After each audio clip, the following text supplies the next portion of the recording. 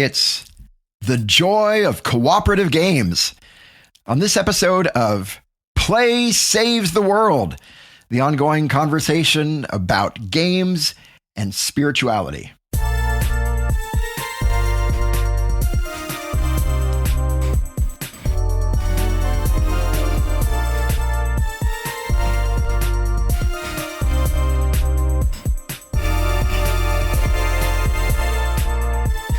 Hello and welcome everyone to this episode of Play Saves the World. My name is Daniel Hilty.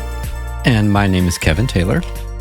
And listeners, we are so grateful that you are taking part in our episode today. Thank you so much for clicking the link or the button or whatever, tuning in.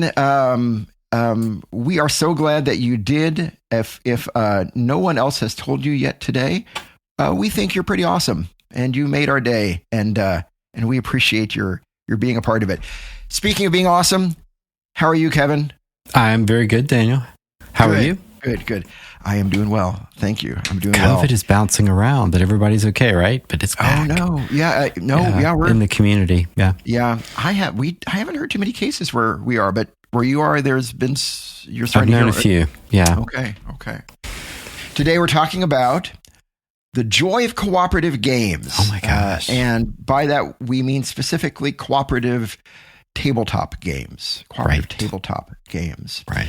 And this is kind of an ongoing series, sort of. We have a lot of the joy of episodes on Play Saves the World, where we take a look at the joy you can find in games and incorporating kind of a gaming spirit into our lives. Kevin, how are folks able to support this kind of conversation?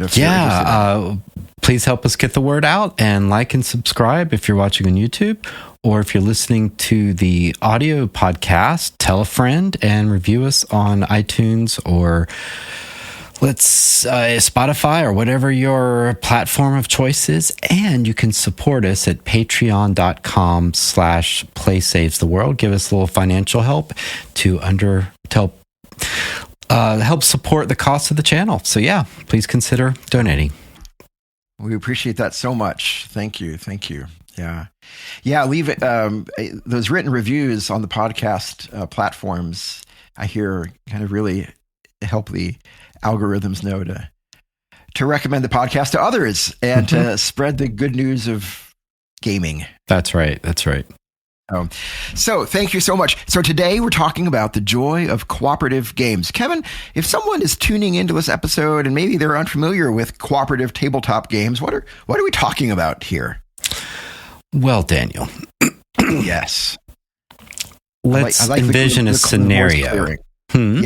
Yes. I like the voice clearing as you were going into it. It brought a certain sense of gravity. It is the gravitas of the topic, as well as the gravitas of the ragweed that is blooming, that makes us some of us so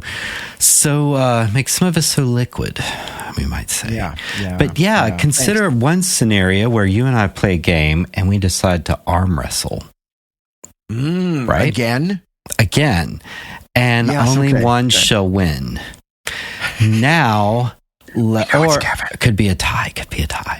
Or let's consider the second scenario. You and I decide to push down a tree.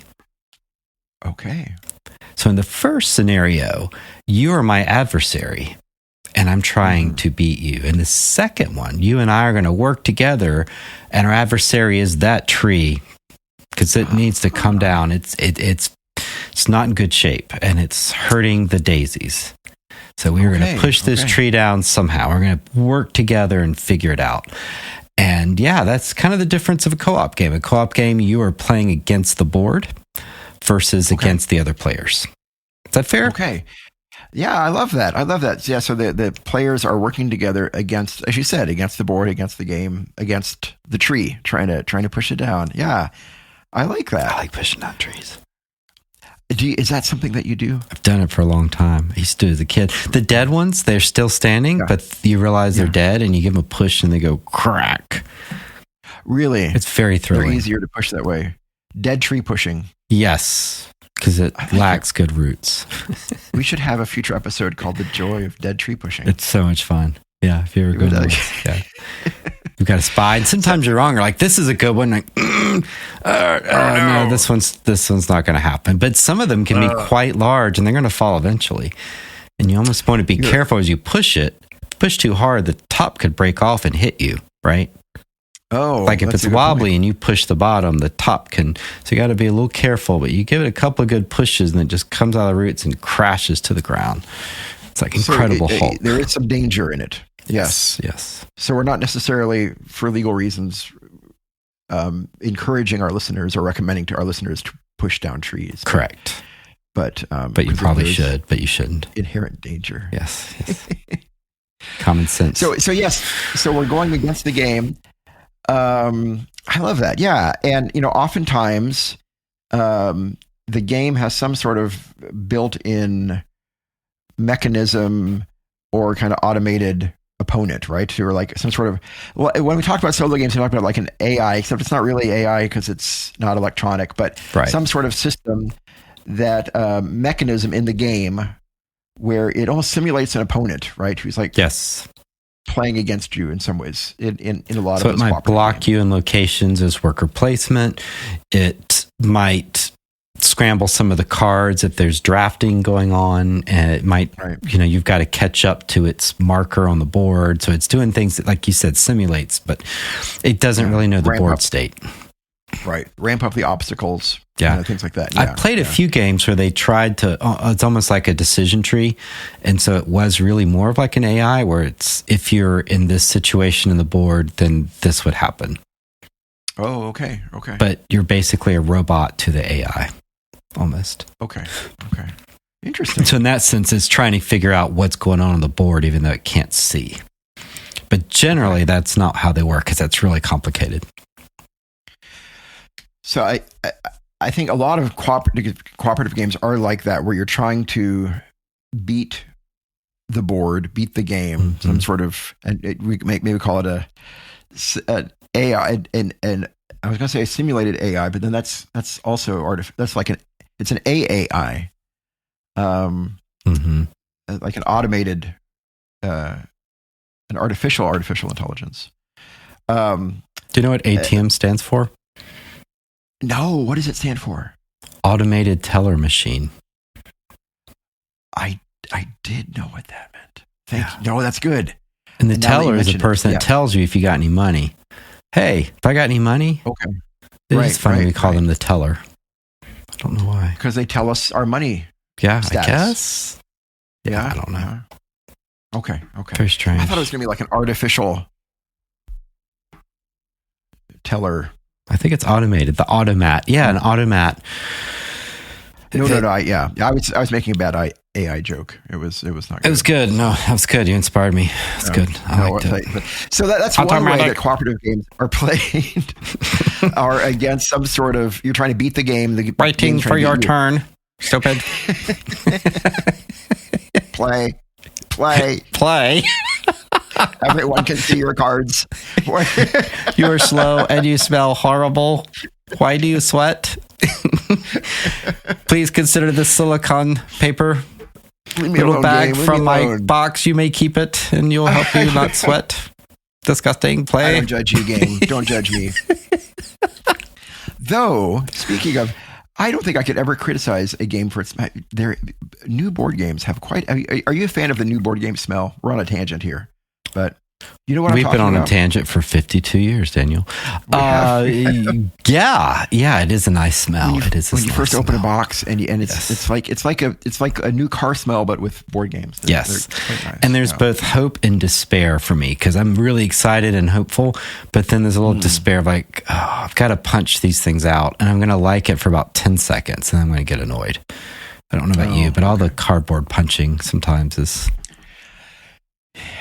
Yeah, I'm kind of with it. I do like it at first, and then it kind of gets a little weird. Yeah, so it's like, oh boy. That's true, right? Yeah. So that's one type of cooperative game, but there's there's another type of cooperative game in which you're not trying necessarily to beat the game, but you're just trying to see how much you can score against the game. Yeah. So that's not necessarily like you're winning or losing. You're just keeping track of like, oh, this time we scored as a team 25 and last time we scored 20. So we're improving our score against the game or something like that. Does that seem fair as well? And you're thinking of like Just One and some other games like that where you are picking. Which may show up. Yeah, or the game could have a timer as well. So there's like, can we get there in 20 moves or whatever? So yeah. So that's more of just a limit to the game, a score or a timer, but versus something that really mimics a real person. So yeah, that's cooperative games. Yeah. And we were talking beforehand. They've not been around a super long time. Cooperative games, though we were discussing this before going on air. I guess there's a little uncertainty about when they first entered into the world gaming scene, but certainly like competitive games have been around since the beginning of human civilization, right? Like competitive tabletop games. Archaeological dig sites around the world have unearthed, competitive tabletop games, but cooperative tabletop games, not so much. No, it's a different type of thinking. Yeah. In preparation for this episode, I could not think. I was trying to think like what was the first cooperative game? Kevin, you know what the first cooperative game was? You know what it's called? Tree pushing. It's called Life. No, okay, tree pushing. Tree pushing life. Tree pushing / isn't tree pushing just a metaphor for life? That's right. So I did a little bit of research and asked AI, but I think we know, Kevin, you and I have done some studies of history of board games too. So I mean, it seemed to gel with what you and I have read and researched as well, which was that one of the first known instances of cooperative gaming rules was the alternative set of rules, which may or may not actually be historical fact, but at least it exists in our cultural mind's eye. Maybe it's apocryphal, but the story is that when Elizabeth Magie developed the Landlord's game around turn of the century, she made two sets of rules: competitive rules and cooperative rules, which he kind of called the prosperity rules. We've talked about Elizabeth Magie on a previous episode. She was a Quaker Christian and very concerned about social inequality and issues of social justice and economic justice. And she designed this game with two sets of rules, the story goes, to show how much better it is if we cooperate with each other than if we try to make each other go bankrupt. And then famously, of course, the co-op was discarded. The co-op was discarded, right? And then the competitive was kind of spread virally and picked up by somebody else, right? Who trademarked it, changed the name to Monopoly. And I think he did pay her for the rights, but it was not compared. He didn't exactly steal it, right? But did I say steal? Yeah, I'm sorry. You didn't. No, you didn't. But you were implying that he just sort of picked it up. But didn't he? This is all hazy. It's been a while since I've looked at this, but I'm thinking like. But she kind of put it out there in the public domain, and then it got really popular and made a lot of money. And that game is Monopoly, Monopoly, yeah. 1904. I think you're right. I think I've heard that she was paid maybe $500. I think that's what I'm remembering, like But it went on to be hugely successful, as we all know. Yeah. And it's kind of the bane of a board gamer's existence, because someone who's not into modern board gaming will say, you mean like Monopoly? And I'm like, yes and no. I mean, it is a board game like Monopoly, but we don't really play that one. Yeah. So it has universal exposure in many countries and cultures. Like everyone's played it once.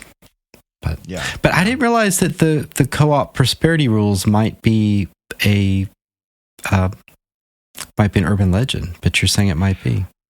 I've read a couple different things on it. One saying that that it was the case, and one kind of questioning whether whether there ever were kind of alternative sets of rules. But anyway, that if it existed, that was kind of early example around the turn of the century, not this century, but the previous century.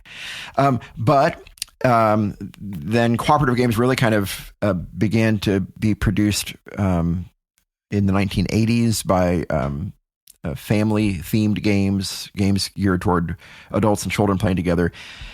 And then it seems like arguably, it gets to be cooperative games really become mainstream with the huge success of the cooperative board game Pandemic, right? Yes. In 2008. And that's what most people are going to think of, that modern board games are going to go to Pandemic. Yeah. Which was inspired by the avian flu, right? Was it really? I think so. I think that was in a book I read. It was the bird flu that first alerted Matt Leacock, and then became popular, of course, during the COVID pandemic to play the game, but it actually was inspired by the fears of bird flu. Interesting. Because you recall, that's the first time I saw lots of people masked on TV. We weren't doing it here, but in South Korea and other countries, there's a lot of masking going on because it was it was becoming a problem there. For some reason, it never got a big toehold here. Yeah. In the United States, thankfully. Interesting. Yeah, so that's cooperative games. Yeah, and go ahead. Did it cut you off? No. But it's not the only. Kevin, you were saying before we go online, there's also. There's a semi-co-op. There's semi-co-op. So what's that? What's semi-co-op? So that's where there's a couple of variations. Yeah, I'd say there's two variations. One is where you've got a traitor in the midst. So there's a hidden traitor. So everyone's kind of working together, but either somebody is or will become the bad guy, and then that will change the game. So Betrayal on House of the Hill or Blood on the Clock Tower, those sorts of games. Hide and go seek. I guess you're not really co-op, but you get flipped when you get touched, right? Like you have to join the others. Yeah, Battlestar Galactica or Unfathomable, and those sorts of. And then there are some games that are very interesting. I'm going to mention one later, so stay tuned. But in that, you're kind of working together, but you also have another agenda. So we've gotten more sophisticated games such as that. Interesting. Yeah. So you kind of want to work together, but you score points in the end by yourself. Okay. And in the case of traitor games, the game is played as if with the understanding that everyone is working together, but knowing that someone is not, but we just don't know. Correct. Right? So correct. You play as if everyone's working together. A hidden traitor, yes. Someone traitorous. We should record the podcast like a traitor game. Like one of us is a traitor. Which is exactly what the traitor would say, isn't it? Well, unless the traitor's trying to throw off the trail there. No. I actually played Battlestar Galactica just last weekend for like the second or third time. How was it? It's good. But yes, it is up in the... You're either a traitor at the beginning or you get turned halfway through the game.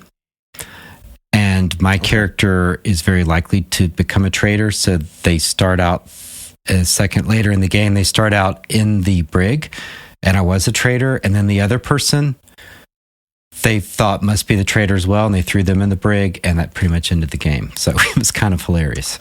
Oh, no. Yeah. Like it's okay, but it was kind of funny. I'm like, well, you got us. And they're like, oh, we did. Yay. Yay. And that's the end of the game. Yeah. Kind of. Yeah. Yeah. Once we're stymied. Okay. So, okay. Yeah. There's no getting out of the brig. There is, but we couldn't have managed it in time. Like there was a timer going on, so we couldn't have gotten what we needed to get out. Okay. So one of the mechanics is you suspect someone of being a traitor in that game and you put them in the brig. Okay. But just by the oddities of a game, we ended up starting there when we were revealed as traitors. So, that's frustrating. It's actually fun. In fact, I was thinking about this, Daniel. It's one of my favorite things about a co-op game. They tell a good story, and yes, I love a good game. I love a good Euro. I love a puzzle. But even more than that, I like those moments where you're like, do you remember that time we played? Yeah, I mean, I just told you, like, and for us, it'll be like, oh man, that was so funny. So yeah, you create these memorable moments because you're working together, or things happen, or you have to do something, and yeah. Kevin, Co-ops. you are once again the master of transitions, because as you have proved yourself on previous episodes, getting into the section now about thinking about the kind of the benefits of the spiritual benefits of cooperative games, or the joy of cooperative games. I think that's a great example, and that's of it. Cooperative games allow you to tell a good story together, right? Yeah, they do. Yeah, just like you just did with Battlestar Galactica. Yeah, I didn't mind losing because, like, oh well, right? Yeah, Wasn't much else we could do. It's just the way it worked out. Yeah, I think even more than competitive games, where you might be able to tell a good story about, like, oh, I pulled it out at the end, or or I lost it all at the end, which is fine. But you can tell. But when a group tells a story together, I mean, that's really exciting. Cooperative games make for good storytelling, good narratives. They do. Yeah. They create shared narratives is one of them, as we were saying, and that's a real benefit of cooperative games. And what are some others? Yeah, well, I think another one is, I mean, it's the name of the episode, but I have to believe, and I think there's some scientific evidence for it as well, that, we as a species are hardwired for cooperation, right? That there's I've heard different evolutionary biologists talk about this, right? That's one of the distinguishing characteristics of our species, right? That we can do amazing things working together, right? That's how we human beings are made. And certainly there are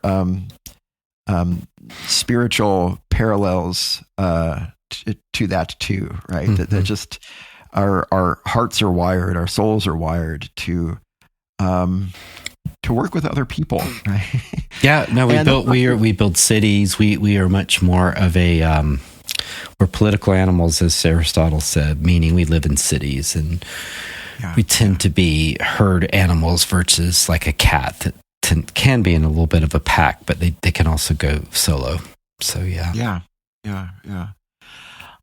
I read a book recently, actually listened to the audiobook of it by Jonathan Haidt, who said something to the effect of we're like 10% chimpanzee and 90% bumblebee, or something, or honeybee, or something like that. But just that, that a huge part of us reflects that same kind of cooperative community nature that you see in certain other populations in the animal world, like the bee. Anyway, that's lovely. So cooperative games are great for creating a shared narrative. They're great because they help us to kind of tap into this impulse that is hardwired into us evolutionarily and also spiritually, to work with others toward greater objectives than we can achieve on our own.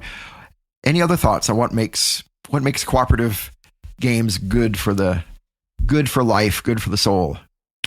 We know, that's a good one, that our words are powerful, and it's great to be able to contribute and be part of things. It's also great to be able to listen. So how do you contribute? Hopefully, if you do a lot of these games, everyone gets a chance to sort of have the winning, like, oh, what if we did this and did this? So that's really nice to see various people shine at various times. But it's the ability to, sometimes you don't agree if the table's like, we should do this strategy, but it's not your turn, or you get outvoted and you have to just suck it up. Right. And maybe you were right, and you have to go like, I told you guys, and you have to live with that. But it's just a game. That's where you can take that moment seriously, but not too seriously. And other times you're like, wow, gee willikers, I was wrong. I'm so glad we went with this strategy. So, yeah. And then listening and giving other people a chance. Like, let's do it. Yeah. Right. Yeah. Good practice. I like that. That's a nice way to put it. Yeah. Good practice for listening to others. And opening oneself up to direction or advice or thoughts that you may not have. And then being honest about your own thoughts. Like, hey, I think that's a terrible idea. Like, you got to bring that to the table. Yeah, if that's what you really see, like, we're going to lose if we roll a 6 on this, we're going to, whatever happens.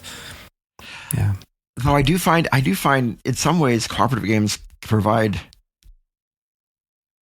some practice in that area at the right time, because right at certain times you need to say something, but at the right times of kind of holding back too a little bit as well. Like one thing we haven't talked about is the alpha gamer, which is part of the. So before I get into my point, Kevin, what's the alpha gamer when it comes to cooperative it's a reference to the alpha dog, the head of the pack, and it's somebody that just really takes charge. They sometimes don't even know they're doing it. They just kind of want to tell everyone what to do. Yeah. So even when it's not their turn, they say, you should do this. Yes. And they may be right, and they may be the most experienced, but they don't know how to stop. And it's a problem. It's a problem. Yeah. No, I think my first few experiences of cooperative games was in that kind of environment, and it's a turnoff. Because you just feel like you're spending the whole time being told what to do by other people. But the flip side of that is, and you're right, sometimes you need to say something, but the flip side of that is, I think also cooperative games can give us practice in realizing that there are times where it's okay to hold back, right? That there are times times when it's okay not to tell someone what to do, yes. right?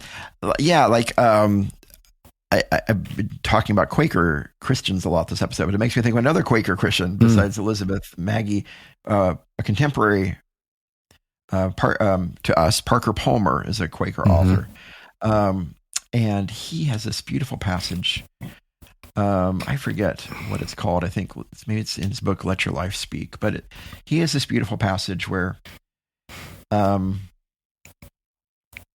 he talks about how much harm we've done, how much harm we do sometimes in relationships under the guise of just wanting to help, right? Right? Like just wanting to give advice, and how that's kind of if it's done wrongly, create wedges between parents and children, between friends. And again, of course, there are times when you need to do that. You need to tell your child not to touch the oven or things like that. But it can do damage if it means that you never learn to respect the other person as a autonomous human being with their own agency in the world. And we all want agency. I mean, it's an important part of games. So. Yeah. And so I think there are those moments. Cooperative games invite us into that consideration. Cooperative games invite us, if for nothing else, to consider that kind of dynamic, and maybe just learn from it, draw some spiritual lessons from that. That maybe is this the time where it's okay, where I need to say something to this other person in the hopes of a better playing experience for all of us, that we play better? Or is this the time when I hold back a little bit, even though this isn't what I would do, because I want this other person to know that they have agency and authority in the game as well, and they don't have, and it's not just about me telling them what to do all the time. Yeah. And there's a wisdom to that, and it just takes time and experimentation, and sometimes you're wrong, but you kind of fumble through it. At least you're aware of it. Yeah. And, being able to listen and speak up. And I heard a funny story about this. Is a long time ago. The storyteller guy was saying something about, he was into a bit of working on his car, but his dad knew a lot about it. And he was trying to move these hoses and something. His dad walked by and saw what he was doing. And he said, "Here, you're going to want this." And he gave him a pencil. And the guy didn't understand why his dad gave him a pencil, but ends up pulling the hose, and oil just starts shooting into to his face because he's under the car, like on one of those little dolly things. Yeah. So then he had the pencil to shove it up in the tube. And so dear old dad, he didn't tell him what to do, but he gave him the pencil. So it's a nice balance. Yeah, it's a nice balance. And now he knows, okay. Because I can tell you, don't pull that off, but you might do better actually experiencing the oil in your face. That's great. Yeah, that's great. Yeah. But co-op games, they're just great for learning about how different people are. And some people are not going to speak up, and you get the chance to sort of say, like, what do you want to do, Maggie? Right?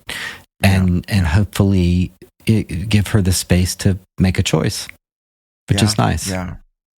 Encouraging them to share, but recognizing that they're different, or like, hey, do you want me to make a suggestion, or do you want to pass, or like, what do you want to do? And watching different people's different styles, whether they're aggressive or not, they're risk avoidant.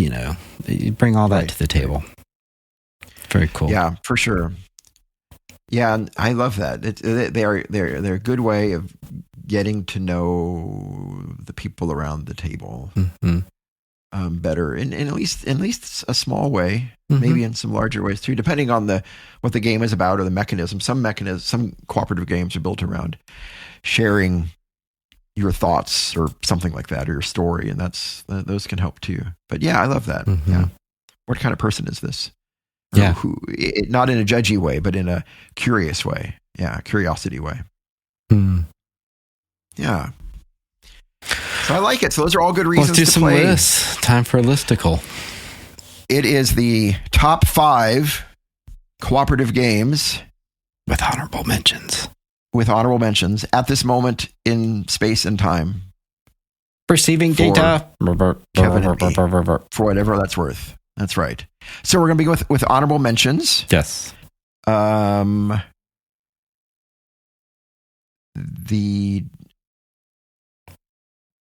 could start with my honorable mentions. You want to go back? I've got 2. How many honorable mentions? I have 2 also. Great. You want to go back and forth? Yes. Okay. And for our dear listeners, we don't know. We don't know what's on each other's lists. So this will be a surprise to you as much as it is to us. Though Kevin and I know each other well enough that I bet we could guess one or a few on each other's list. Do you think there'll be any crossover between your list and my list? No, maybe one, but I'm not sure. We've not played a lot of co-ops together, and you don't talk about them much. So I've got one. I'm going to write one down on this piece of paper. Okay. That I think you'll say. Okay. All right. I'm excited for this. Okay.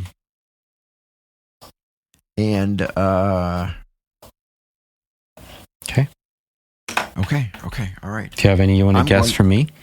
I'm going to write down. I'm going to write down one.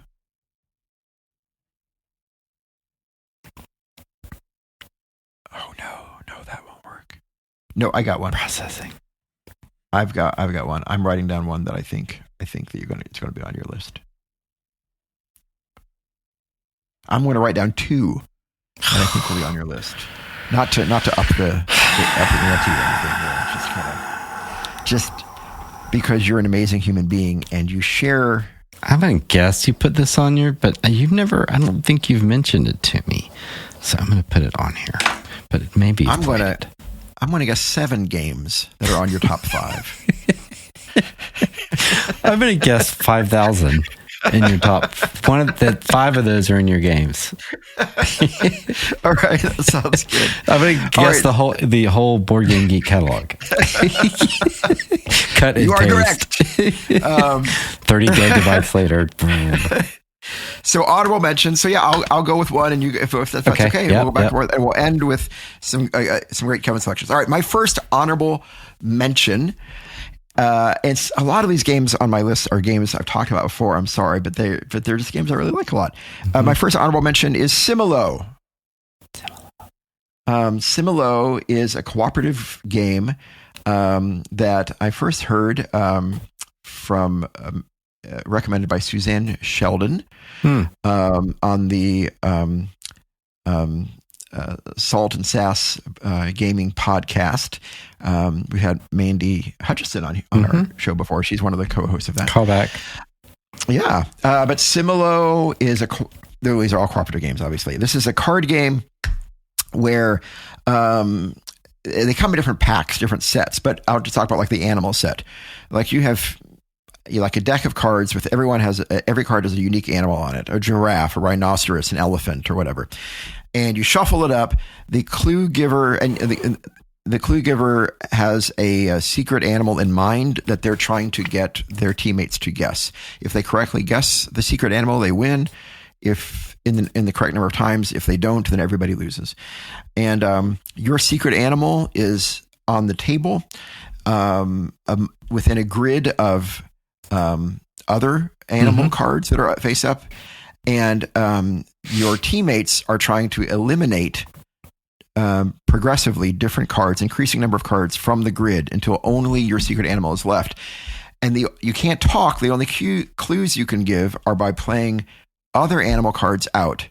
And if it is in the same orientation as the grid, that means there's something similar between your clue animal and the secret animal.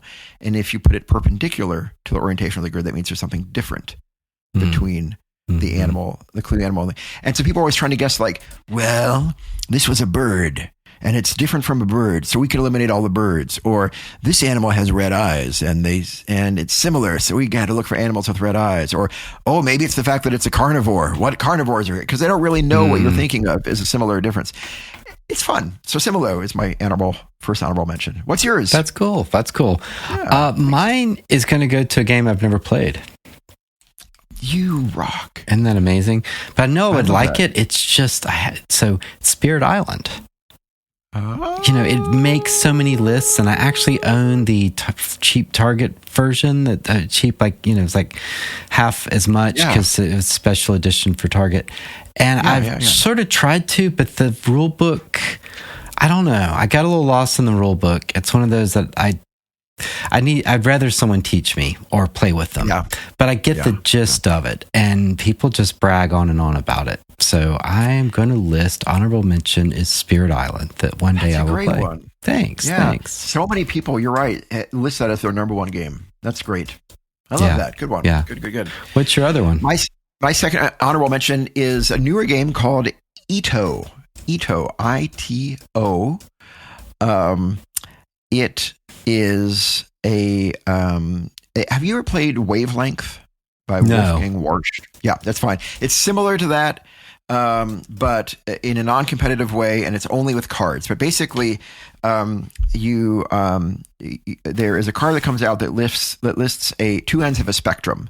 Like food I would totally want to eat and food I would totally not want to eat, or something like that. Or a celebrity I'd want to meet and a celebrity I would not want to meet, or in the spectrum. And then everyone gets dealt a card secretly at random between 1 and 100. And you say something that you think matches your number on that relative to that spectrum. Like for food I'd want to eat, 100 is it's my favorite food in the world. 0 is I would never want to eat this food. And so like if I get like pizza, I might say pizza, and I put it out on the table. I don't say my number. And then everyone else would say, maybe someone would say lasagna, maybe somebody would say raw garlic or something like that, or raw onion. And what of the people on the table, you're trying to put these in order to predict what number they got on, at least relative to each other on a scale of 0 to 100. It's a great fun game, and if you get it in the right order, everybody wins. If it's not the right order, everyone loses. But it's really good for getting to know people. It's one of those games where you get to know what people like and don't like around the table, but not really too intrusive of topics. It's great. So Ito. I-T-O. Ito. Or Ito. Yeah. I love it. Yeah. I never played that one. That's very cool. 2 new to me picks. Look at that. I'm going to go with a little game that was popular, and there's a bunch of sequels, but I think it's so charming, and that is Micro Macro. I think that's a great little game. It's a little silly, but there's whimsical art. There's really interesting bits. It's all black and white, sort of penciled or inked. Like there's no shading. Well, I shouldn't say there's no shading, but it's very simple drawings, and it's in a huge, I think like 500 millimeters by 490 millimeters. I just made that up. I don't really know what millimeter is. It's like a yard by yard, right? Which is your shoulder to your fingers, right? Is that fair? Is that big? It's pretty big. So you unfold this piece of paper, and the one I have is Crime City, but it's a city. Yeah. But even though it's a drawing, it's actually chronological. So everything has happened in a sequence on there. So you're not seeing things in a snapshot. You're seeing them almost as if it's a cartoon that's all been laid out. And so you got to figure out what's happened within this city. If that is that making sense? Yeah, a little bit. Absolutely. So that's what took me at first. I was confused, but the car is there, and the car is there, and the car is there because he's actually moving. Yeah. So you have to understand that. So you have little missions that you and a friend will work on. About a bank heist, and you have to figure out where the bank robber went and how they got into the bank. And so you find the bank, and you find the guy that's stealing, and you go backwards and forwards, and there's all sorts of little clever tricks of how they mess with that. And I think that's a lot of fun. Yeah, that's a great choice. Yeah. It's light. If somebody's not into games, but you want a little activity, it's almost like doing a puzzle together. It's just sort of relaxing. It comes with like a little magnifying lens too, right? Yes. So you get really a magnifying, and they have the answer. So you're not, if you really are stuck, you can get hints and the answers in the little cards, which is clever. So you're not just thwarted forever. It's like if Where's Waldo told a story, sort of. Yes. The artwork is very Where's Waldo. Yeah, that's a great choice. Yeah, I really enjoyed that. I was late to it. I bought it maybe a year ago, and it was very popular 3 or 4 years ago. And I was like, I see why people like this so much. So that's a good little one. Good choice. Thank you. So those are our honorable mentions. Mm-hmm. Are you ready to dig into the top 5? Go for it, brah. All right. Kevin, this is one that we've talked about before, and you and I have played before. Oh. My number 5. Do you want to guess? It's okay if not. We played it at Geekway. First letter. W. Where's Waldo? I don't know. That's okay. W. I'm going to kick this. Future me is very frustrated, and I'm about to meet future me. It's awesome. No. It's all good. I just sprung this on you. Wilmot's Warehouse. Of course. Wilmot's Warehouse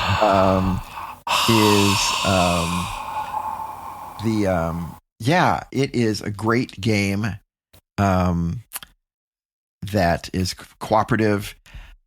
With the right group, it just sings. It just sings.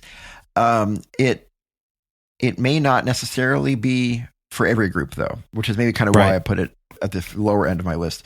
But it is unique. There's no to me, at least in my view, it's a unique game. I've never played anything else like it. It is a cooperative storytelling game. Memory storytelling. Yeah. Yes, you're using the cooperative creation of stories as memory aids to memorize where things are on this massive grid. And you go into it thinking, there's no way I'm going to remember where everything is on this grid. But through this magic of cooperative story creation, storytelling as a team around the table, you usually end up remembering most everything. It's cool. It's hard to get a really good time, but yeah. So Wilmot's Warehouse is a great game. And I really like that game, and everyone should play it. If you like board games, you must play this at some point, somehow, some way. But I've played it some, and it. It's a little bit of a one-trick pony. Like after you played it, so you kind of want to play it with different people, but you don't. Yeah. And I guess if you really love it, you could try to get your time down. But it's one of those that I'm not sure how much I'll play it again, and I have to say that it really invites the alpha gamers, the people that are really good at remembering stuff. So whenever I played it, I tend to be a little more backseat. Like I'll say something funny, or there's something I do recall, But yeah, the people that are all over it are just in it. Yeah. And I'm not That's one of those fair. people. So that's so minor because it's such a great game. It's so interesting. And you just see people when they start getting it, their eyes come, they're like, oh, I have to remember this. Yeah. No, that's really fair assessment. Is it? Okay. Because maybe it's just my... No, I didn't think about that, but it is very prone to the alpha gamer. You're right. Because I think it's about remembering stories as memory aids. And if there's somebody around the table who just remembers all the stories, then or they just spatially they just remember. Yeah, they're gonna be quite. Have you played it much? Like, for example, do you play it often? No, I think you're right that your experience has been my experience too. Okay. Which is, okay. Again, probably why it's a little bit lower on my list. Yeah. I put my list just because it is such a unique and wonderful No, experience. you're right. It really could have been on my list. It's probably been number 6 for me. Yeah. Well, yeah, but no, you're right. I've played it a few times. It's not the kind of game I would want to keep going back to with the same group, right? Like, you're right. Like if I'm with a new group, it'd be fun to say, hey, let's play it. It's a good week filler in, week game. out. It's not a good repeated game with this game to repeat with the same group. Yeah. I agree. I think that's fair. It's fair. My number so 5. What's your 5? Blood on the Clock Tower. Oh, which is so much fun. Have you played it yet? Yes. Have you played it? No, but I want to. It's so good. The reason it's low for me is it's hard to get a group together. Like, you really need 10 people or so. You can play with less. You could get by with, you can play with less. You can play with 5. I don't think it would work real well, but it's possible. There are rules for it, but you really want like 8 to 10 people. And that's a little tricky, people to commit and play this game, but it's just so interesting and fun. And that is a game you go back to just because every time there's such a different mix of people. And we've not even played the harder scenarios. We've only played the basic scenario. So what's the premise in the nutshell? In a nutshell, so the premise, and I find some people, I had very distinct experiences playing the Mafia game. It was very popular in the 80s and 90s, and I played it at camps and high school and things. You put your head down, and somebody's a game master, and it came. There's an interesting story to the history of it. It came out of USSR at some point. Like, they know exactly where it. Yeah, you go on YouTube, you'll see like they know the origins of this game. And so it's basically a hidden traitor game. Yeah. Okay. So there's 1 or 2 people that are bad in the Mafia game. They're Mafia. And on the Clock Tower, they're a demon and minions, assistants to the demons. And everyone else is a villager, but they're discussing. So this is really a semi-co-op because some people are lying because they have to lie. Because the demon won't survive if they told the truth. Okay, so yeah, it's just a great game. It's very funny. It's very funny. We played on a family trip, and I have a 10-year-old nephew. Yeah.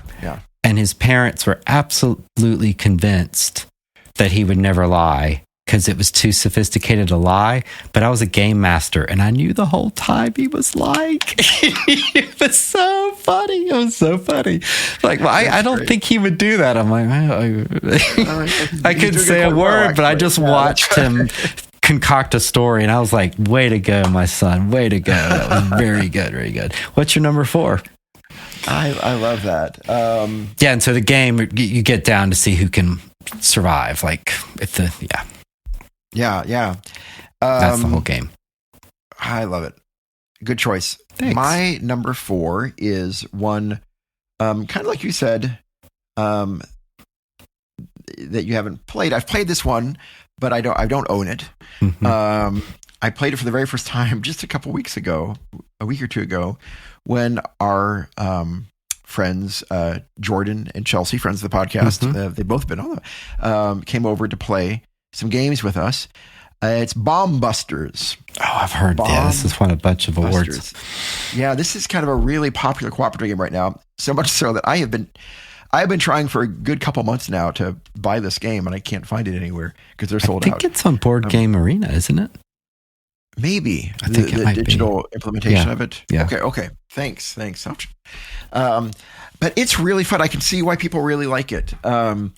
It is you're a bomb diffusing team, and you are trying to cut the right wires together at the right time.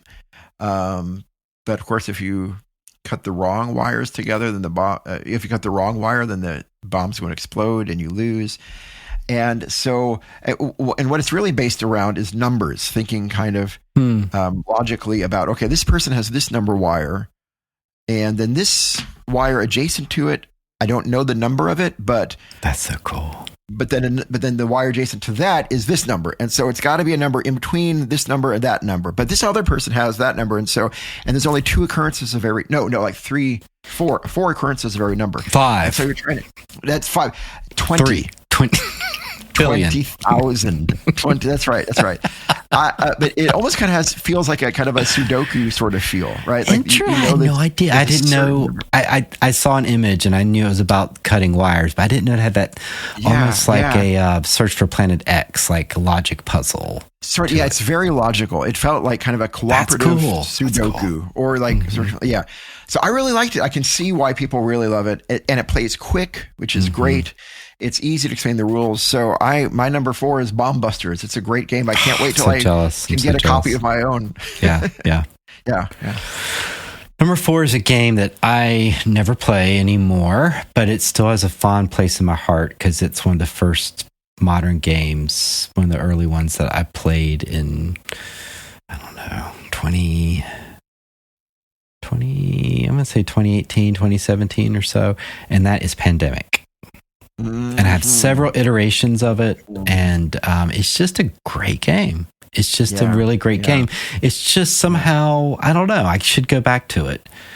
But I guess it's something that was,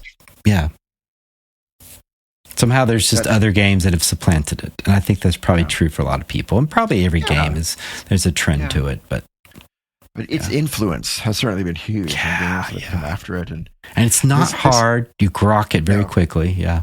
No, that's a great choice. The genius of that game for me at least, what I thought the mechanism I thought was so clever was how the cities where the viruses are exploding keep getting shuffled into the deck, and they keep coming up with increasing frequency, and it really simulates this idea of the virus is kind of just really exploding in the places where it already is, and it's a very clever mechanism. No, it is the whole way you construct the deck, which I don't think it was the first one, but you have these city decks, but the epidemic cards you create like 5. You take a deck and you separate into 5 piles, and you put 1 bad card in each pile and shuffle it. So within every 10 cards, you're going to get a bad card that's going to cause an infection, and that was cool too. And lots of games use that. So this Pandemic is one of the games I wrote down for you that I thought it would be on your list. Did you? So yay! Yeah. Well, can you show me? Are you sure? I can, but I've also written on my other game, so you'll see what other game okay, I'm going to fold it over. I'm going to fold it over so you don't see my other game. Here it is. There it is. Oh, also, Kevin Rocks! Yay! I didn't write that on everything for our listeners who are not watching the video. I'm on the other side of my sheet. My stationary's Daniel is awesome. That's my stationery. You're too kind. But there it is. There it is. You did. Pandemic. You did. Oh, there you go. All right. Speaking of micro writing. Your number 3, Daniel. My number 3, I'm going to sound like a broken record, but this was also on my list 2 episodes ago of favorite solo games. But it's also a great cooperative game. I'm just really a big evangelist for it right now. Do you want to guess, Kevin? First what letter? This might be? It's V. It's okay. V. Remember the old TV show V? Yeah, I do. That was quite the thing. Yeah, where like people had alien, like reptile skin under their. Yeah, that was very popular. Yeah. V. It's okay. Kevin needs to go to bed earlier. No, it's okay. I think we're recording late in the day too. This is it's harder. I'll just say it. Yes. Vantage. Of course. Yeah. I was looking at some lists today and this popped up. I didn't think of it because I have to pretend it doesn't exist because I haven't played it. No, I just say I'm jealous. Vantage is that good. Wow. This latest new game from Stonemaier, designed by Jamie Stegmaier. I'm just telling everyone about this game right now. I just love it. I just love it. What do you like about it? Is, there's so many things, which I think is maybe why I like it, because it has so many good things going for it. I like how the setup. It's a big game. It feels like it has a big game feel for sure. Mm-hmm. It has almost like an epic game feel, but the setup and teardown is so easy. So you're not spending massive amounts of time getting out all of these pieces and laying out all these things. It feels so sandboxy, by which I mean, like you're playing in a sandbox, as a metaphor for like you can do anything you want to. You really can. You can go north, east, south, west, up, down. You do have missions, so even though it's sandboxy, there is something you can focus on. So you do have some sense of direction if you want that, but you don't have to use that. Oh, really? You don't have to do the missions? No. You could do something else, and along the way, discover other ways of winning the game besides what mission you're assigned at the beginning of the game. Oh, cool. You can upgrade things so well. You never lose an action. However, the actions can wear you down to lesser or greater extents. And when you're completely worn down in an area, that's when you lose. But there's something, so that kind of removes a sense of punishment in it. Like you never try something that's so punishing, like you just fail again and again and again and again. It's just so well thought out. I just love this game. I'm sorry, I could talk a lot about it, but it's cooperative as well as solo. I brought it to our church board game group a couple weeks ago. And they loved it. They just really loved it. It was, and every mission feels so different. So it's just, that's every amazing game replayability. Deeply, deeply different. Anyway, that's my number 3 cooperative game. That's my awesome. only big cooperative game, big feel cooperative game, Vantage. Yeah. Thanks. Sorry, I talked too much. No. That's, it deserves that. That sounds like a real win. So good for You're for number them. 3. Number 3, Gloomhaven, Jaws of the Lion. I love Gloomhaven. I love the mechanic, and Jaws of the Lion I think is the best iteration of Gloomhaven because, as you were saying, some games are just too much for setup and pieces, and Gloomhaven and Frosthaven you have to assemble a map, and with Jaws of the Lion it's on this bound book and you're just ready to go, but you get the genius Gloomhaven system. Have you played it, Daniel? Are you familiar? I have. The two card, you pick two cards and it's all card based, and you can pick a top and a bottom, and then eventually you've played all your cards, and then you get to rest and you lose a card and you take them back. So eventually you're going to run out of cards. So the cards are both your actions and your timer, and then some of the cards have it's such a great bit, and there's a top and the bottom, and you must pick a top and a bottom, and they've paired it so that you can't typically move both.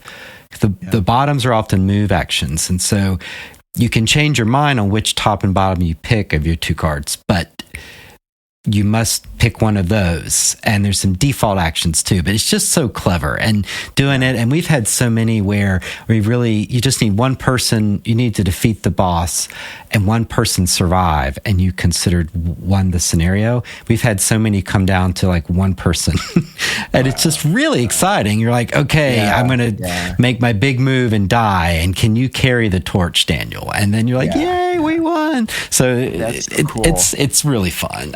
I think Gloomhaven's great, and had a lot of good memories of playing with my youngest son during COVID. We played a lot of the first Gloomhaven. It is a geniusly designed game. It's can you say geniusly designed? Anyway, you can. That's a great. So, and it's a co-op. There is a little of you can have your own goals as well, but it's mostly a co-op, and you can play it solo. You just play two characters, which I think is too much for me, but it's a lot of work. I love it. A lot of strategy. May I show you the second game I wrote down that I thought you'd say? May I show you? And then I was also thinking you were going to say Gloomhaven. You did. So you did do Mage Knight, though. I crossed out Mage Knight when I realized that's just solo, right? You can play it with people, but I don't think it's very co-op. I guess you could. Okay. I don't know. Okay. It's such a weird game. You can fight or you can go on missions. Yeah. Anyway. Gloomhaven, that's cool. Great choice. Great choice. Thank you. Jaws of the Lion specifically. Jaws of the Lion. Yeah. And for it's $50 or $60. It's a great deal. Yeah. Good. Your numero dos, Daniel. Again, one that listeners for a while have heard me talk about, but it's just I can't not put this on this list, which it's just one. The name of the game is just one. It's on Kevin's list. There you go. You're so good. You're so good, Kevin. Good job. Good job. Thank you. If I'm being honest, I've played this game so much, I'm kind of tired of it. I remember you saying that. Yeah. Yeah, but you still have to rank it. I can't not put this on this list. Mm-hmm. It has been such a hit with everybody I play with. We keep track. I keep track of board game stats. I think I've probably played this game with probably close to 100 people by this point. Wow. We play it at every theology of play workshop that we do, and everybody always loves it. And usually there's somebody looking on their phone trying to order it from some website. So it's just a great game. You're trying to cooperatively as a team guess the secret word, but people, and you're doing that by writing a word, only one word, just one word on your placard that you're going to be showing to the guesser. But if there are any words that are duplicated, you have to erase all instances of that word. Yeah, and so you're trying to give clues that are good enough to get the person to guess the word, but not so obvious that someone else will give it, because then you eliminate both. It's just a great game. And so many funny moments where no one picked a certain thing because everyone thought everyone else would pick it, but you wish you had. Why didn't you put Incredible Hulk for green? Like, I thought you were going to. That's right. Yeah. Or Wookiee for Chewbacca, but no one puts Wookiee because everyone's afraid everyone's going to pick Wookiee. So everyone's outsmarting each other. Yeah, that's hilarious. Yeah. It's a great game. That is cool. I've played it a few times on your recommendation. I've enjoyed it, but I need to play it some more. But I do love that it's a 30-second rule teach. So even people that don't like games will get into this one. So that's a good one. Yeah. Just One's my number two. What's your number two? Number two, is it a repeat? I would argue not. Pandemic Season 1. Because not only is it a co-op game, it's a legacy game. And one of the greatest gaming memories in my life is the surprise that, please don't look it up if you don't know, but it's somewhere, you're playing through a year. So you're playing roughly 12 games, but it lets you repeat. So you could play 12 to 20, I think, or something like that. But in September, October, there's a big reveal. And we just didn't see it coming. And we just fell out of our chairs. We're like, what just happened? It was so amazing. Good. So, and so you're in a legacy game, you only play it through so many times. You can't play it again traditionally. There's some exceptions to that. There are some games that do have a reset version. But in this, your cities get destroyed and you're getting stickers and power-ups and you change your character and new cards come out. And it's just cool. Like, I'd never seen anything like it. So I kept the game. I can't even play anymore. I'm just like, this is my copy. Wow. Yeah, and it's number 2 or 3 on Board Game Geek of best game of all time. Right, yeah. Have you played the other seasons of? I have. I've played them all. They're all good, but none of them. Season 1's just it's the Empire Strikes Back. Like, it's just no better. Okay. It's just the king, but the others are cool. Especially they did. Let's see here. They did Pandemic Season 1, Season 2, and they did 0, right? Season 0, yeah, I think so. Yeah, so it was the prequel, and they called it 0, which is hilarious. So good sense of humor. Pandemic Season 1. So much fun, even though I can't play it again. Well, I guess I could. Fantastic I just would kind of know what was going to happen. But yeah, I mean, I think it's cool that it's a testament to it that you hold on to it even though you can't play it again. I know. Yeah, to the quality of the game. Great choice. Thank you. Kristen, my wife, and I started playing that Pandemic Legacy Season 1. Mm-hmm. For whatever reason, we kind of petered out. We never got to the big surprise that everyone always talks about. So maybe we got to return to it's worth but I know.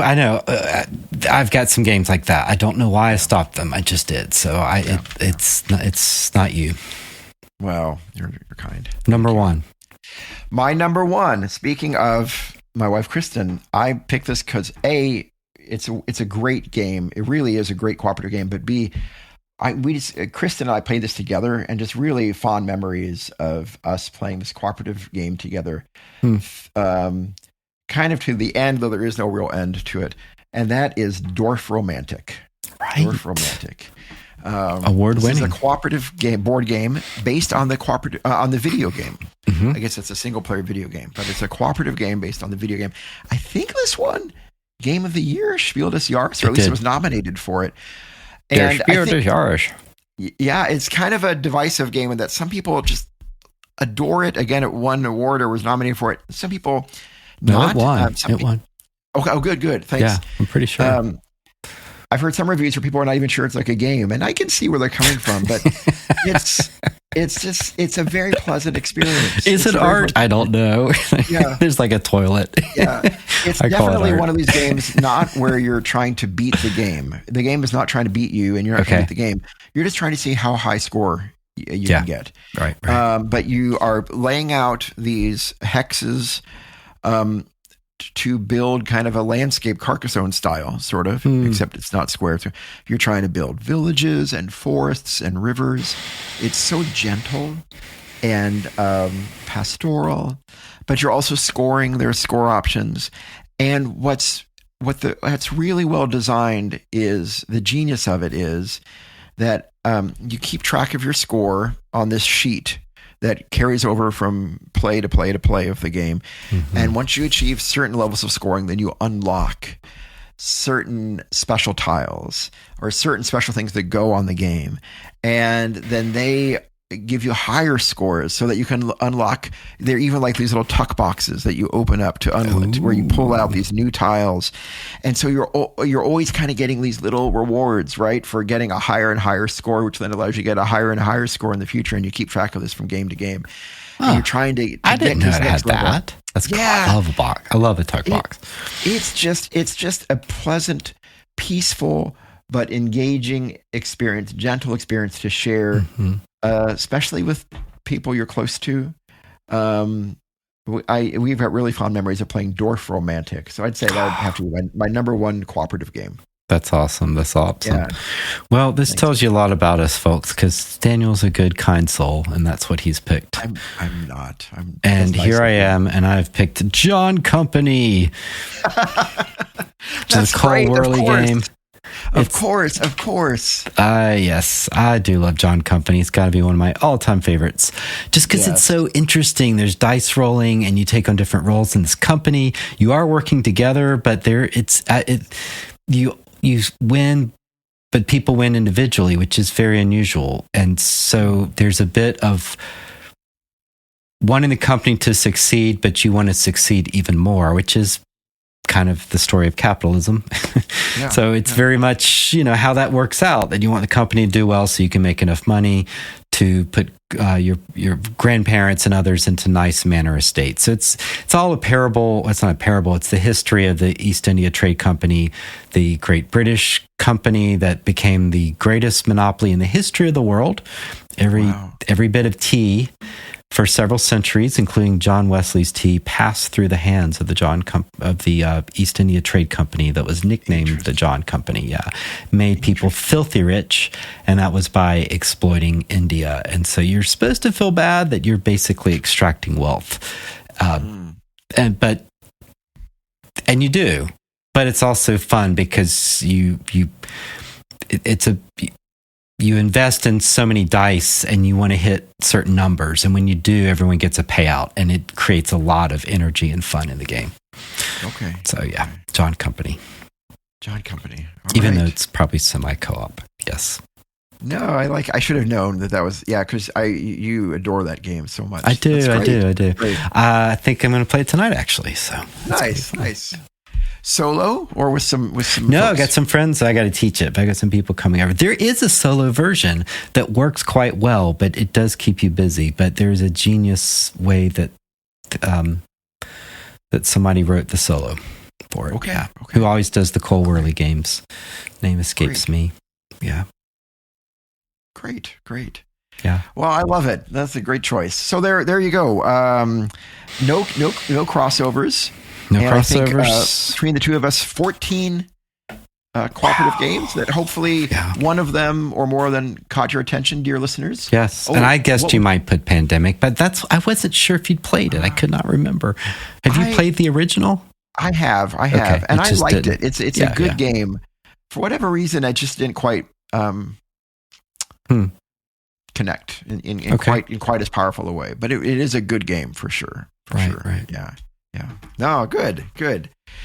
Well, hopefully, listeners, you found a game in there that maybe you haven't played before that sounds interesting to you. We really appreciate your listening. Kevin, tell us yours in the comments below or by email. PlaySavesTheWorld@gmail.com. Gmail.com. Tell us your favorite. Tell us the ones you love and why. Yeah, we'd love to hear. Kevin, one of us was the traitor. It was, and it was. Episode. All right, everyone, you and I both need to close our eyes, and then the traitor raise their hand. Okay. Yeah, that's good. All right, we'll never know. All right, that's okay. That's good. Kevin, it was great hanging out with you, and listeners, great hanging out with you. Thanks again so much for spending time with us. We hope you have a wonderful day. Contact us social media at Play Saves the World and Board Game Faith, our old moniker, and info@boardgamefaith.com. And have a wonderful, wonderful rest of your day. Bye-bye.